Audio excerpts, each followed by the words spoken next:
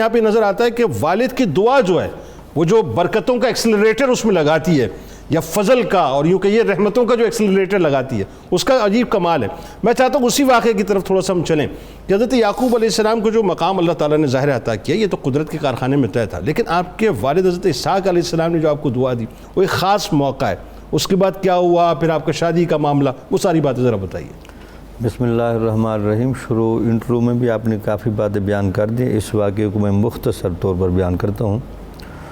تو حضرت اسحاق علیہ السلام کے چونکہ یہ دو صاحبزادے تھے اور دونوں صاحبزادے اپنے والد کو خوش رکھنے میں بڑی کوشش کرتے تھے، لیکن چونکہ بعض اوقات چھوٹا بیٹا بڑے کے لحاظ میں ذرا خاموش اور مؤدب رہتا تھا، تو لیکن چونکہ دعا لینے کی دونوں کو بڑی ضرورت رہتی تھی، کوشش بھی رہتی تھی، تو ایک دفعہ جب آپ نے دیکھا حضرت یعقوب علیہ السلام اور آپ کی والدہ نے کہ حضرت اسحاق علیہ السلام جو دعا دیتے ہیں وہ بڑی منظور بھی ہوتی ہے اور اس کے بڑے اثرات بھی ہوتے ہیں، تو انہوں نے کہا کہ اے بیٹے، آپ بھی اپنے بڑے بھائی کی طرح اپنے والد کی کھانے کی خدمت میں بڑی آپ بھی سبقت لے جانے کی کوشش کریں۔ اللہ تعالیٰ کا حسن انتظام ہوتے، جس طرح آپ نے کہا بڑے بیٹے اپنے والد کے کہنے پر شکار کے لیے چلے گئے، بھائی وہ گوشت لا کے کھلائیں گے۔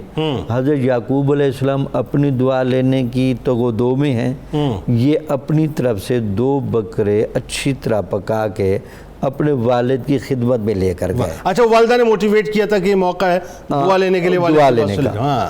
تو بس جب آپ نے وہ خدمت میں پیش کیا، آپ نے وہ تناول فرمایا، آپ بہت خوش ہوئے اور کھانے کے بعد بہت زیادہ دعائیں دیں۔ نسل میں برکتوں کی دعائیں، بادشاہت کی دعا، حکمرانی کی دعا۔ اور یہ تصوف میں بھی قید رہا ہے کہ اگر آپ نے کسی سے دعا لینی ہے تو اس مرشد کی بارگاہ میں آپ اچھا کھانا بھی پیش کریں۔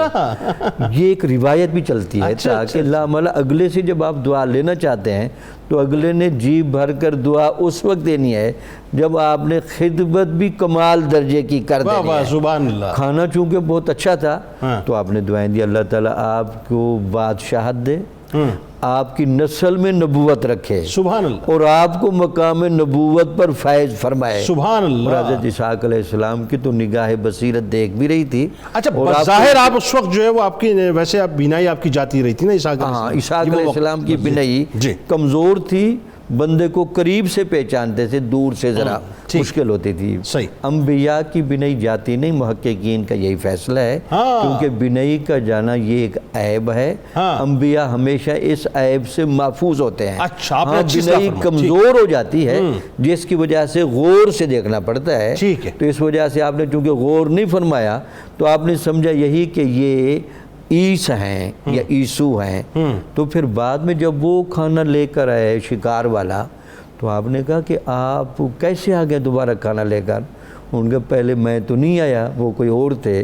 تو پھر جب ان کو پتہ چلا کہ وہ میرے چھوٹے بھائی یعقوب علیہ السلام ہیں تو فطری تقاضے کے مطابق ذرا ناراضگی بھی ہو گئی اور ذرا تلخی بھی کافی ہو گئی اور جذبات اتنے زیادہ بڑھ گئے کہ کنٹرول نہیں ہو رہے تھے۔ تو پھر حضرت یعقوب علیہ السلام کی والدہ نے ان کو مشورہ دیا کہ آپ شام سے حران کی طرف چلے جائیں اور اپنے ماموں کے پاس جا کر کچھ عرصہ رہیں۔ جب آپ اپنے ماموں کے پاس گئے تو آپ کے ماموں اپنے بھانجے کی طبیعت اور فطرت سلیمہ کو دیکھ کر اتنے زیادہ خوش ہوئے کہ انہوں نے طے کیا کہ آپ کچھ عرصہ میرے پاس رہیں بھی صحیح، ہمارے گھر کا ماحول بھی دیکھیں اور میری کچھ عرصہ بکریاں بھی چرائیں، اور ساتھ یہ کہ میں یک کے بعد دیگرے اپنی 2 صاحبزادیاں آپ کے عقد میں دوں گا۔ تو ان میں سے پھر ایک صاحبزادی حضرت رحیل علیہ السلام کہنا چاہیے، وہ حضرت یوسف علیہ السلام کی والدہ ماجدہ تھیں۔ یوسف علیہ السلام، بنیامین بھی انہی سے تھے۔ بنیامین بھی انہی سے۔ پھر اس کے بعد اللہ تعالیٰ نے آپ کو اتنی برکتیں دی، آپ پھر وہاں 20 سال کا عرصہ رہے، بہت بھیڑیں، بکریاں، مویشی بہت زیادہ ہو گئے، تو آپ کے ماموں نے خوش ہو کر آپ کو دوبارہ اپنے والد کی طرف بھیجا۔